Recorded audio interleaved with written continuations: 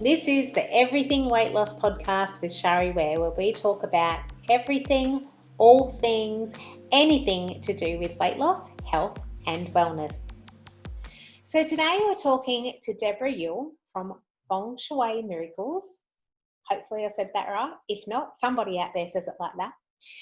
She's one of Australia's leading Feng Shui consultants and advanced graduate of the Western School of Feng Shui. She refers to Feng Shui as earth wisdom, principles we all intuitively know but overlook as being too simplistic. Debra has facilitated the transformation of many homes, helping people to look at the environment in which they live through new eyes and make changes that ultimately mean they live happier, more fulfilling lives. Sounds good to me. She is here to share with us practical ways we can implement simple and logical Feng Shui enhancements and experience the results. Please help me to welcome Debra Yuille. Hello. Thank you for joining me today, Debra. My pleasure, Shari. Thank you for having me. I'm really delighted to share Feng Shui with your listeners. It's such an interesting topic, so this is definitely a passion, and if it can help people, then that's even better. So, first of all, I'm going to ask, what got you into this? What got you interested in it? Why do you do what you do? So I was at a point in my life where I wasn't very happy in my relationship and I hated my job. And I'd had an interest in Feng Shui for some time. I'd read lots of books. I'd actually gone so far as doing a pile of calculations for a new home that my husband and I had moved into. And it was so convoluted, complex, that I basically threw the books in the corner and I gave up.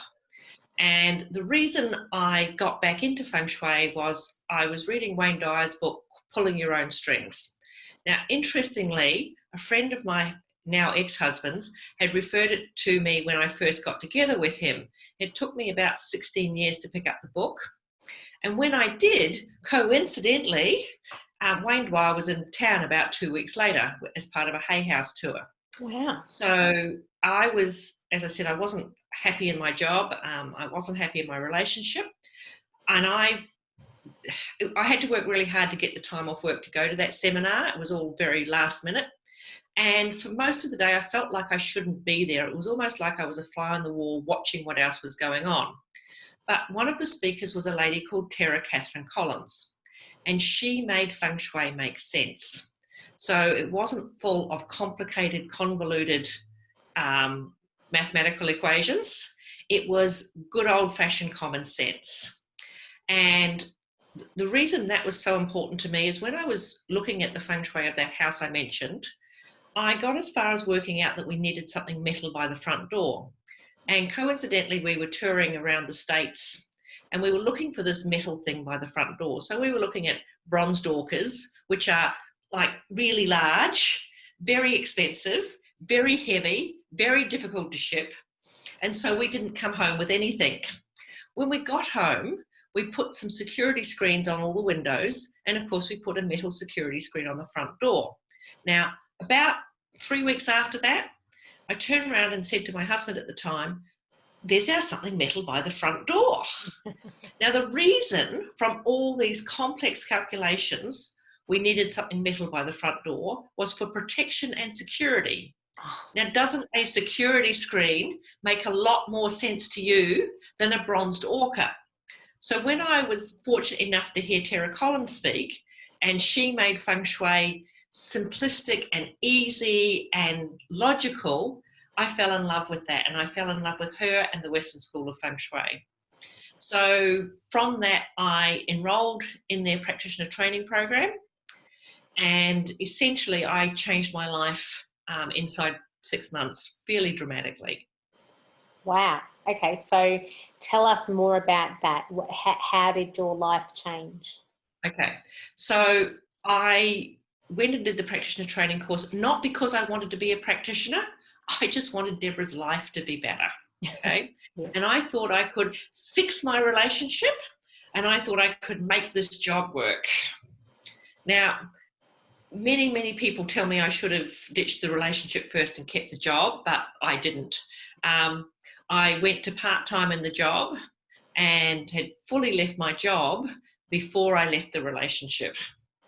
I don't regret that. It was the right thing for me to do, and it got me moving forward. But I realized in that, because I went to part-time in the job, and I realized really quickly that until I gave my all to building this Feng Shui business, I was always going to be putting other people first. I was always going to be putting the job first. I was always going to be putting the husband first. All these other things came before what was right for me. And deep in my soul, I knew that this was my thing where I could make a difference in the world, and I could help to other people to look at their environments differently so that they could live a better, happier, healthier life.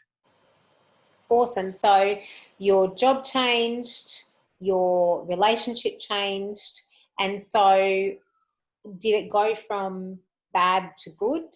Tell us about the actual So it went from not great yeah. to really, really, really bad. Okay. But see, what happens is in our society, we all think we can go from mediocre to wildly successful. And life doesn't work that way. We have to have some skills to actually, that we can continue to work, and we don't have those skills. So when life's mediocre, we're trotting along, but we can't go from that to this wildly successful place. It doesn't happen. So we have what I call the pit. So whilst from a life satisfaction place, I certainly got that, okay? So I had great, enormous personal satisfaction. I loved what the difference was that I was making in other people's lives. But I actually pretty much jumped from the frying pan into the fire, okay? So whilst from a personal satisfaction perspective, life was going well, financially, I went backwards, okay? And in the relationship stakes, I actually jumped into something that was even worse than what I'd just gotten out of. But that was really good, okay? And it's easy to look back and see that, but it's possibly not quite so easy to see that when you're going through it. I just knew on some level that that's what I had to do, that was the right thing to do for me. And so I gained enormous life skills because of the challenges that were presented to me. And because I had this attitude about focusing on where I was going and keeping moving forward, and I had absolute trust and faith that everything was going to turn out, and it did. I know lots of people would not have chosen to go on the journey I did, but I know I wouldn't be the person I am today without that. I certainly wouldn't have the empathy that I have, because I would think that people could, why can't they just make a change? So I would be a much less nice person if I hadn't had that journey. Also, when I'm consulting with clients, I can come from a place where I've been there. Yeah. So I talk about a sequence called learning, understanding, and knowing. Unless you've trodden the path, unless you've walked that way, you don't know. You can understand it, you can learn, and you can see what happens to other people.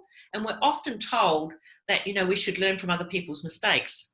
But we can't always do that. There's some of them we have to make for ourselves so that we actually come from this place of absolute conviction and absolute knowing. Yeah. So how do you feel the Feng Shui helped you along your journey? Okay. So Feng Shui helps me constantly. So I can remember one day when I was in this not so good relationship, like this is the one it was a fire situation. Yeah. And I really, really needed some new clients.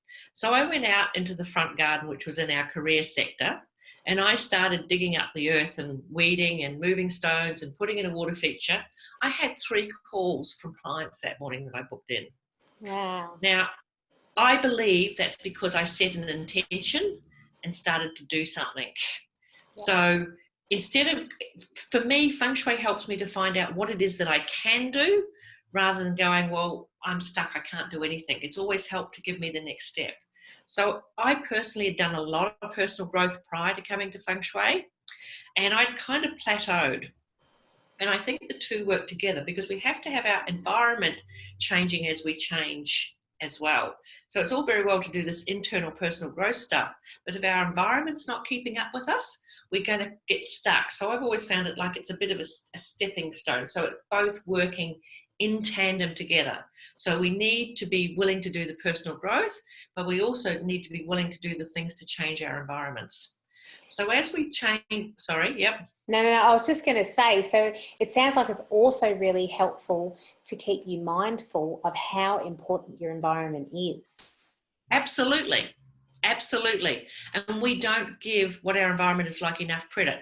In fact, often we say, oh, well, I'll get round to doing that when this other thing happens, right? So a lot of clients that have been in the midst of renovations have got one big part of the renovation. So it might be putting in a new swimming pool, for example. There's all these other little things they could be doing, but they're waiting until they've got the swimming pool finished first, okay? And they're stuck. And some of them have been stuck for 8, 9, 10, 12 years. Wow. Like their life has just been going on this whole Groundhog Day that's not very good. Yeah. And Feng Shui helps us, in my opinion, to break through that stuff much more quickly. So I have an 8-month kind of thing that I work with. So anything that happens in life to us, I kind of say, well, I do say, if you can get through 8 months, you'll be fine. At the end of 8 months, there'll be something else. That thing will be over and done with, okay? Yeah. But if you don't make the changes in your environment, then you can stay in that situation for years and years and years. So I had one client who came to a talk that I gave, and he and his wife had bought a house in the middle of Brisbane solely for the purposes of doing it up to make a lot of money so that they could then move out, to Ferny Grove, out in the sticks and have a much quieter, more laid-back lifestyle, right? Yeah. Now, they'd bought that house 9 years prior to him coming to this talk that I gave. And it was supposed to be a 2-year project. So they'd got really stuck in their life. They weren't living the life that they wanted to live. They were living the life to accumulate the money to go and then have the life that they wanted to live. Now, when he went home from that talk, he started to clean out the junk room, right?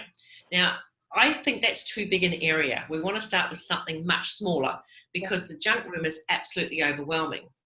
And what happened in his case is he and his wife had this massive argument. She went off to work the next day and he basically sat in the corner and sulked. But that opened up the conversation to the fact that neither of them wanted to be there. They both wanted to be out at Ferny Grove. Yeah. So they then both got stuck in to sell it, not for the huge, great profit that they were hoping for, but that was enough to allow them to go and live the life they wanted to live, not to be stuck with this burden on their back. And so often we make decisions that are 100% because we think it's going to be financially advantageous, but we're actually putting our life on hold to do that. So getting back to the swimming pool, which is the example I started with, in that particular case, there were lots and lots of little projects. And one of the things that had happened was they'd cleared a lot of rubbish out and they were waiting till they finished the pool before they got rid of the rubbish. So there was several skip bin things of rubbish, okay? Yeah. So they weren't keen on this idea that I had for them, but that rubbish was sitting in the area in Feng Shui we call the synchronistic events corner. So synchronicity is about things working well, falling into place, and nothing was working well or falling into place for them. So I suggested if they got rid of this rubbish, that funds would free up. There'd be something that would happen that would enable them to continue working on either getting the pool finished or at least getting some of the other smaller projects done. So reluctantly, very reluctantly, they got rid of the rubbish. They were wanting to wait till they're completely finished to do that. But, that was so when I go and do a consultation, there's always one thing or maybe two that are the things that people need to do. And there's lots of other little stuff I can tell them, but there's always what I call the splinter. And in the case of this particular couple, this was their splinter, was getting rid of this rubbish to keep the cycle moving so that things could start to happen again. So when we're cleaning up our wardrobes, for example, we might do part of it. We might have a couple of bags full of stuff to go to Vinnie's or the op shop, but we don't want to take it yet because we haven't finished. So what I'd encourage people to do is, that's you. Well, what I'd encourage you to do is to put those 2 bags on the front seat of the car and take them and get rid of them, because then you create a vacuum. You're creating a place for the next lot to go.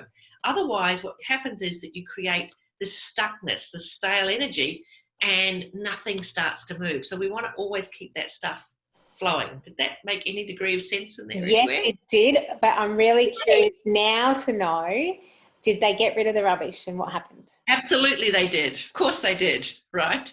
And then They were very reluctant to do so because, you know, the money and funds were very tight for them, but they did that, and that miraculously something else freed up. They were able to do a couple of the smaller projects, and within 6 months they had the swimming pool built.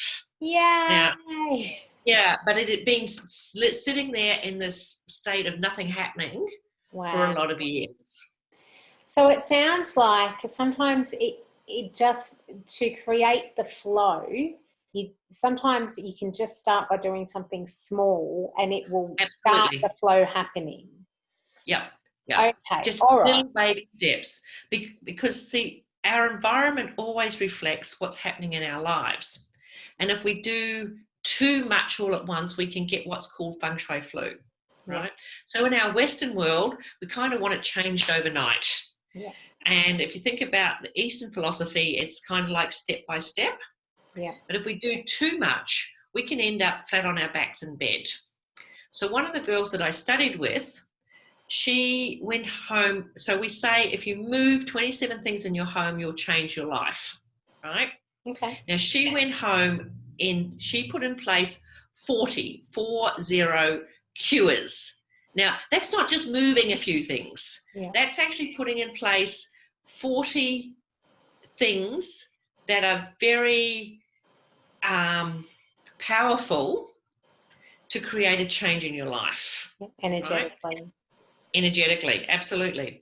Now, what happened in her case is she had a nervous breakdown and she was basically went to bed for 5 weeks. Wow. Because her body had to catch up with what she'd then put into the environment. Now, I studied in the States. They have cable TV over there. They had a problem with their cable TV. The cable guy came out.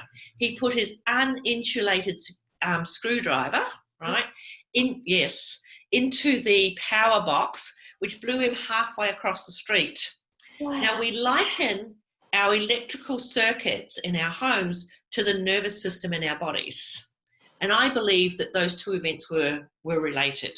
Wow. So it's like it had to completely break down to be put back together differently. So things fall apart in order to fall together differently. So it had to completely break down so it could be built together in a better way. And when you asked me before about did I go from bad to good, and I said no, it went to really bad, things have to really break down to create change at a deep level so that we can start by building those deep foundations the right way, yeah, instead of trying to put that structure on moving sand. Okay, so yeah, all of that makes a lot of sense to me, and to be quite honest, it totally relates to everything that I do when I'm working with people with their health and their wellness and their weight. So it's so interesting to see how these principles relate to every aspect of our life is basically the message I'm getting. So I'm going to ask you now, what do you feel would be your superpower if you were to say that you had one? I think that my superpower is helping people to tap into the intuition and the inner knowing within them, even if they don't think they have any. We live in such a desensitized world. We have people telling us all the time what we should do, what we shouldn't do, what's right for us, that we can't even hear what it is for ourselves. So one of the things that I do in the course of a Feng Shui consultation is I get people to tell me about stuff.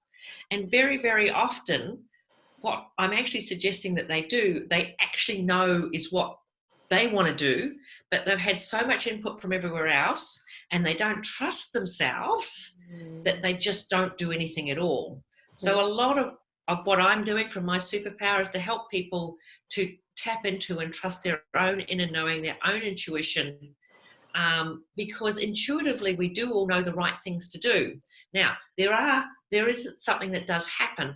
If we've been living in a way that's compromising our rounded, full expression of life, then that will feel right to us, okay? Okay. So, because that's the status quo, that's what we're used to. So, for example, if the most common thing that I've seen this with is single women. So, it feels right for them to be on their own, and there's a degree of fear around allowing anybody else into their life. So one of the most common questions I get asked is, what do I need to do? And the answers are, you need 2 bedside tables, 2 bedside lamps. You need to create some space in your wardrobe, right from the shoes, right up to the top. You need some space in the bathroom, etc., etc. Now, whenever I make those suggestions, or whatever the suggestion is that's appropriate for the client in front of me, they may do those things, but they will also do something somewhere else that actually negates what they're doing in that space. So I have one client, and she did all that, but she put the laundry basket, the dirty laundry basket, in the space in the wardrobe because it wasn't being used yet. And she said, oh, yeah, I'll take it out when he arrives. Okay. But she was actually putting something that was less than ideal in the space that was to be kept for someone else. Yeah. Now, that same person brought some new lounge furniture. So she brought a U-Butte, fantastic, has everything, recliner rocker chair for herself. She brought another chair, but it was just basic. And she brought a 3-seater settee. And when I challenged her on that, she said, oh, when he arrives, we'll both sit on the settee. Now, my belief is that what she needed to do was to honour him by buying, or that other person, by having 2 super duper U-Butte, fantastic, awesome rockers. Okay. Yeah. So we do tend to self-sabotage when there's a situation and when we're more comfortable with that, because at a subconscious level back here somewhere, we're just not quite ready to cross that line. So, and that's why I said back before, we have to be doing the personal growth stuff and the Feng Shui together. And this is why it is so beneficial to talk to somebody who is an expert in this space, because most of us are not going to even be aware that we're doing that. when you spell it out, it makes total sense, and it's like, oh wow, but we're just not aware of it. So that's awesome. I love that. But not only that too, I find that I can spell out what people are to do. I'll go away, they'll implement that, they'll send me photographs, but they've done something somewhere else that they haven't told me about, and it's only generally through a process of question and answer on the phone that I can uncover what that other thing is. And people are funny, right? They want to cover up that they've done that because somehow they kind of know that wasn't quite the right thing to do. Yeah. So you got to ask very pointed questions, and even then they won't always be honest with you. Yeah, okay. And I guess sometimes it could be maybe that they don't realise that that's something that's even connected, or that could be creating an issue.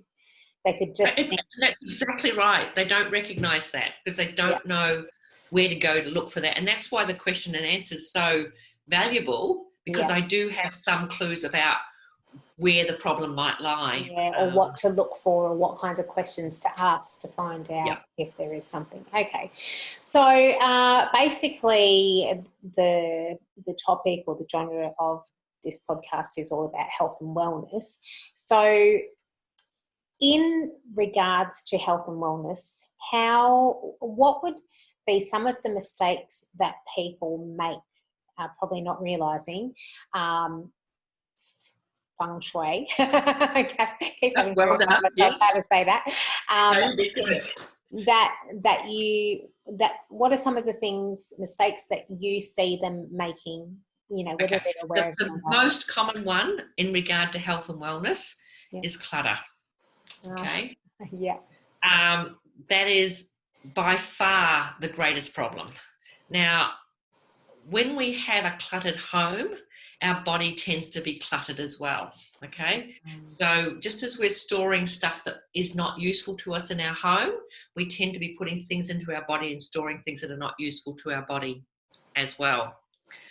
And it's not just about looking at what's in the pantry and the fridge. It's about looking at what's in every space in our home. So it's about looking at what's in the garage, what's in the bedroom, what's in the lounge, what's in the dining room, you know, what's it. And there's always something. So there's a little trick that I use to help people realize how much clutter they've got. Mm-hmm.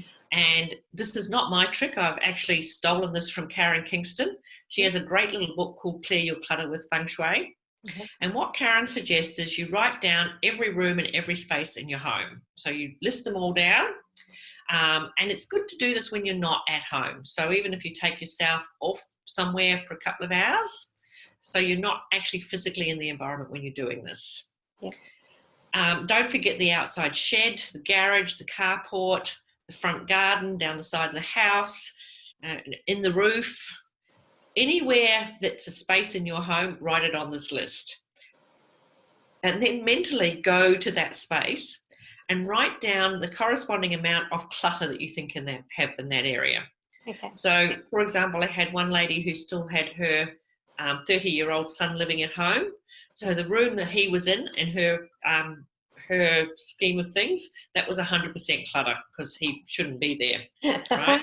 Okay. And when I first did this exercise, and I was fortunate to actually go to a seminar that Karen Kingston was running, I wrote down 65% for my bathroom, right?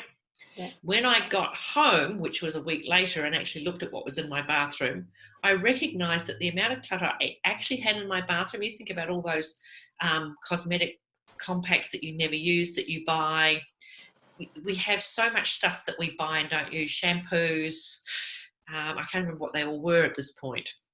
But what I recognised was I was willing to get rid of 65% of it. Mm. That other bit between 65 and 85%, that 20%, I wasn't yet willing to let go of. Yeah. So it's really important that we let go of what we're willing to do at this time, and get it to where it's going to. So if you happen to know someone that you can donate that to, that maybe might be in a domestic violence situation that would really appreciate it, get rid of it, okay?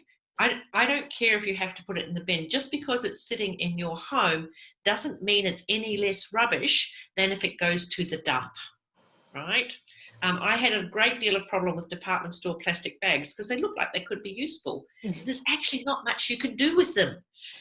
And one of the most freeing moments in my life when I started with Feng Shui was taking this enormous pile of department store plastic bags and putting them in the rubbish bin and putting it on the street. And I had to do that like 10 minutes before the dump truck came, because otherwise I'm sure I would have gone and rescued them. Right? But I was willing to get rid of 65% of what was in my bathroom cupboards. Okay. 6 months later, I was able to go back and get rid of most of that next level. But it's a process. You can't, very few of us can do it all at once. I haven't helped very many people actually clear their clutter in my professional career. I tend to leave that to people that do organisation. Yeah. But I have helped two in particular that I remember. And in both cases, the first couple of wardrobes that we did, it was really, really hard for them, right? Yeah. By the time we got past the first two cupboards, they were into it. It was a piece of cake. And once they'd done that, they could come back to those first two and get a bit more out of that. But it's a muscle, it's a skill. We have to practice using it. So it doesn't matter if it's not much that you can clean out. And I have one more suggestion I want to make.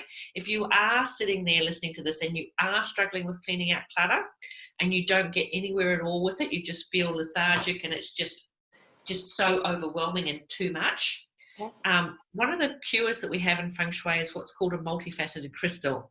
And if I thought about that, I would have got one out to show everybody what that looks like. If you're really absolutely overwhelmed and you have already tried and just not made any progress with it, hang a multifaceted crystal. So that's a like a Swarovski round crystal with many faces on it. Yep. Hang that in the space. I don't know how this works, but it will help you to start to move those things. And even if it's one thing at a time.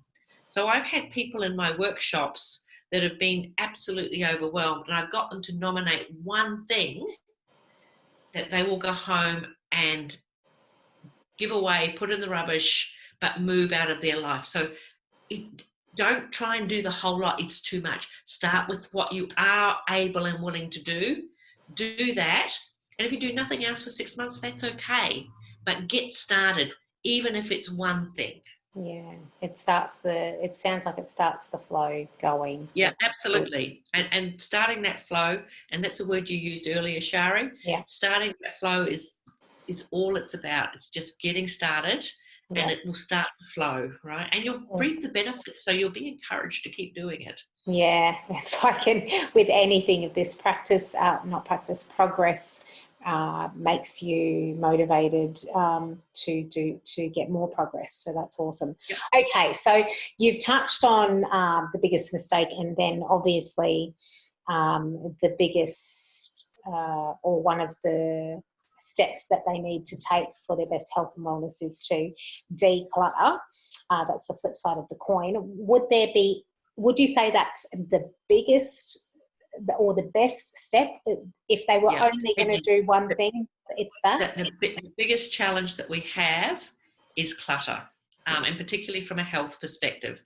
So about 3 years ago now, my husband and I decided we were going to give up wheat. And so in order to do that, we needed to eliminate wheat from our house. So we went through the pantry and were absolutely blown away with how many products contained wheat, right? And, you go, well, I've paid money for this. And then you go, well, I need to make a decision today to change my life. So that was our New Year's resolution. We weren't going to be eating it again. And that day, everything went in the bin. But we wouldn't have been able to do that without the years we had to that point. Yeah. I do have what I call my 4 basics for Feng Shui. So if I can run through those quickly, if I got time. So these are the 4 steps that you would say people can take? But you must do the clutter, right? Yeah. You must do the clutter. First one is we want to welcome opportunity in. So we want to have an attractive front yard. We want to have a doorbell that works. We want to be able to find the front door. We want a welcoming mat. We want to feel good when we come into our homes. Right. Yep. The second one is we want to secure the back. So once we've got this good energy in, we want to keep it. We don't want to go out to the neighbours behind us somewhere. Okay. We want to hang on to it. So we want to make sure that we've got at least a 9-inch barrier at the back. Right. So if you're in a unit on the balcony, you want 9-inch barrier. So I've got one client and she's got adhesive stuck to the balcony, 9 inches in high, and it looks like little wooden planks, right?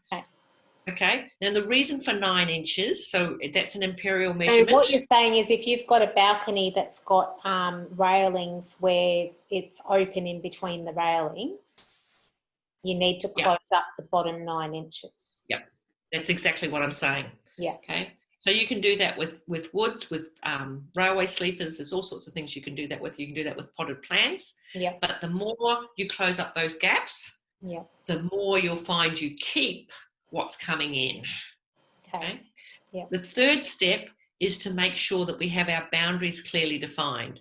Now in Feng Shui we say when our boundaries are not clearly defined in the physical, we have issues with the boundaries with people in our lives. So when we're not well, often we have lots of other people giving us their input, right? Yeah. And we kind of need to shove out some of those other voices so that we can just focus on the 1 or 2 things that we need to do today to start to get better so we can actually do more. Because you can't do this much all at once. You've got to start small, right? So we want our fences where the fence goes. If we've got noisy neighbours, we don't want to be sticking something on the window when the fence is out further. So we want to have the boundaries where the boundaries actually go. We want to know where the front boundary is. We don't want to have never-ending water features that go off into the distance out the back because that's like our prosperity is running away from us. Oh, okay. And the very last one of those principles is we want to have a firm foundation. So how we translate that in Feng Shui is we look at the centre of our spaces, the centre of our homes. We want it to be free from clutter and we don't want to have water there. So it's a really bad thing to have our bathrooms in the centre of the home. Now, if that is the case, there are some solutions. It's not the end of the world. Yeah.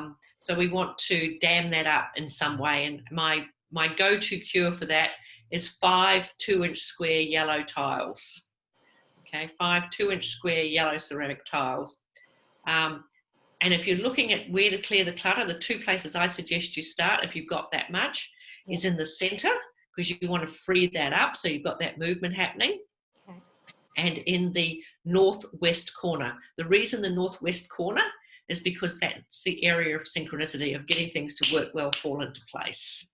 Okay. So there's no point in fixing prosperity, because if you haven't got synchronicity working, then it's really not going to help you that much. So it's important we do things in the right order.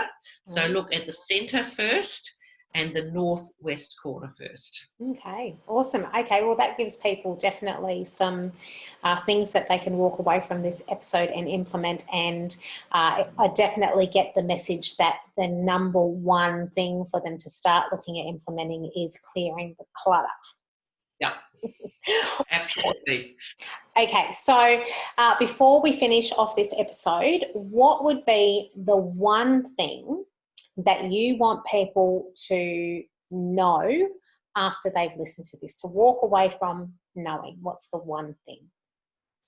That no matter how bad life is right now, that so long as you focus on taking steps to make things better, that will happen. And even if you don't believe in Feng Shui and you think it's a whole lot of gobbledygook, it's not going to hurt you to start to clear out that clutter one little piece at a time. And I believe that you will be pleasantly surprised about how that opens up a vacuum and allows better things into your life.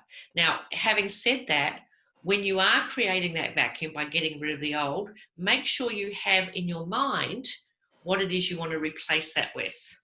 Because if we don't have that clear, we will be challenged. So when I started clearing out my wardrobe, for years and years, I had 2 older twin girl cousins, and they were dressmakers. So for most of my life, I got their hand-me-downs. And I cannot tell you how sick I got of wearing somebody else's hand-me-downs that were 3 years out of date, right? I used to get not a very good time at school over that. So it's a really big thing for me not to have other people's clothes and not to have hand-me-downs. Yeah. So I've had a few challenges with that, but I remember this one particular instance. I'd gone home, I'd cleaned out the wardrobe. I've said, that's the last time. I am not having any more hand-me-downs. And a really, really good friend of mine, her mother had just passed away. Her mother was quite a wealthy woman. She had some beautiful clothing and she wanted it to go to a good home. And because I didn't want to hurt my friend, I said, yeah, sure, I'll come and have a look at mum's things. And I ended up with 3 times as much stuff as what I'd just gotten rid of. And I wore a couple of pieces, but I didn't feel fantastic about Debra in them. Yeah. And it took me about 3 weeks to recognize this, but it took me about 3 months to actually get rid of the last of that. And I went out with this particular friend to the markets about 2 weeks after that. And she said, we passed the stand and she said, oh, that shawl would go really good with that outfit of mum's. And it was the one outfit of mum's she really, really wanted me to have. And she looked at me and she said, you don't have it anymore, do you? No. And so from that point, I've been able to just go, you know what? No, thank you. But it is challenging. So when you create that vacuum, be very conscious of making sure that you know what you want to fill it with, because if you don't, if you're wishy-washy about it, or even if you don't think it's possible, you'll find that you get challenged on that. So you do need to stand strong and stand up for yourself. Yeah, so having an intention before you start clearing stuff out, having an intention of, does that mean that your vision for what that space, what you want the space to be when you finish? Space, it's not necessarily more stuff coming in, right? Okay. So if you're looking to improve your health, then as you're cleaning out the physical stuff, think about having better health, having more freedom of movement. Okay. Being able to get around a bit more, maybe being able to walk a bit faster. So think about what that means for your life experience of how you experience life. Yeah, awesome. Okay. Oh, this has been fascinating. We're going to have to end it here because I do like the episodes not to be too long, just because I don't want to give people too many things to. It's about, if you've got too much, you don't do anything. Just pretty much is what you've said in this episode as well. So we'll leave it there. Now, I know Debra has some awesome some links and things where you can contact her. So I will put those in the show notes as well. And if anybody wants to reach out to either of us to ask more questions about this episode, definitely do that.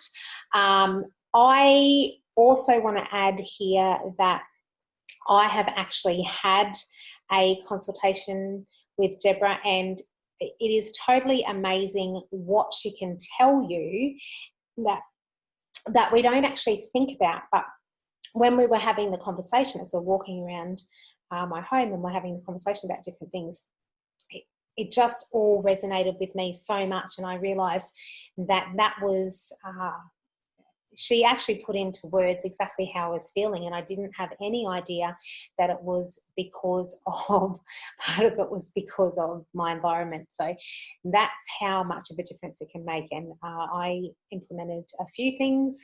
I actually haven't finished, but I have implemented a few things, and it's made a big difference. There will be more episodes from Debra. We're going to do a little series shortly, and I'll tell you more about that when it comes time. But for now, thank you so much for joining us on this episode. I really hope that you got some value out of it. Thank you for joining us, Debra. Thank you for having me, Shari. Appreciate it. And we'll see you all on the next episode. Have a great day. Thank you so much for joining me on this episode. Remember to check out the show notes, and if you have any comments, feedback or suggestions, I'd love to hear them. If you've received value from this podcast, make sure to subscribe, and I'd love you to rate and review the show. Have a fabulous day.